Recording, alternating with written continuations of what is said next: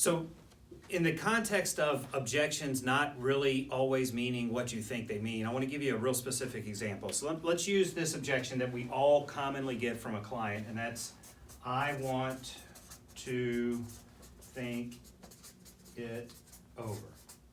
If you've been in sales for longer than a week, you've heard that. If you've ever pitched anything, you've heard that. I want to think it over.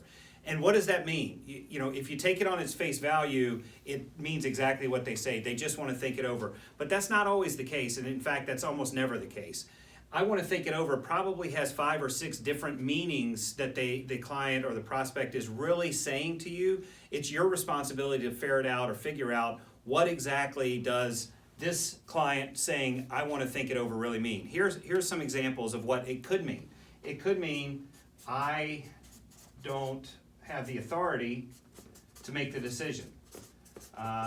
It could be that the person that you're meeting with can say no to you, which we often, find ourselves faced with in a sales situation, but they can't ultimately say yes. What they have to do is go find the person or talk to the person internally that can sign off on the deal. So I want to think it over could mean I just don't have the authority. It could mean I have competing offers that I want to review.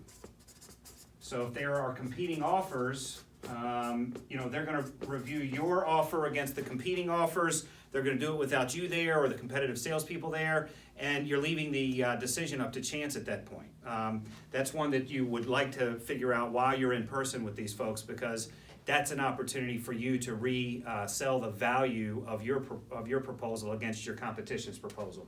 It might mean it's a no. I just don't want to tell you. A lot of people are, frankly, just too nice to tell people to their face no. If you've ever been in sales, or if you've been in sales for longer than a week, and you've pitched something and they said, I want to think it over, all those times where you couldn't get them back on the phone and couldn't get them to set a meeting with you, they wouldn't respond to your emails, it was a no. They just didn't want to tell you in person, and they're ghosting you now, so, good luck with that. It could be they just don't want to make an impulse buy. They truly...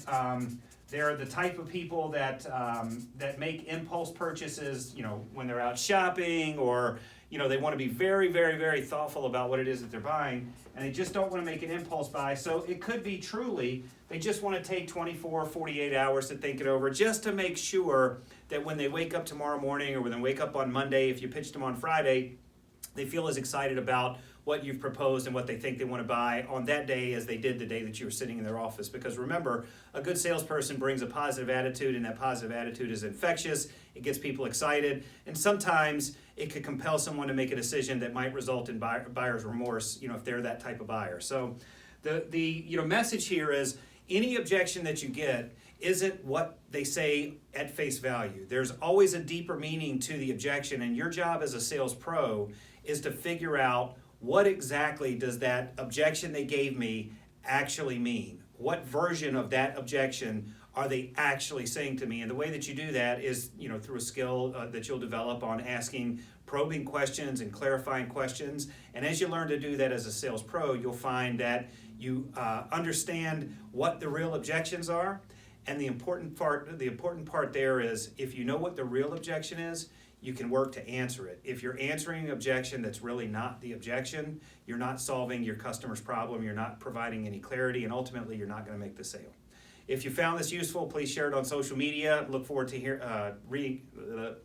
if you found this useful, please share it on social media, wherever you do social media. Look forward to talking further with you about how to handle objections, some advanced skills in that part of the sales process, and I hope that you all have a great selling day. Thanks.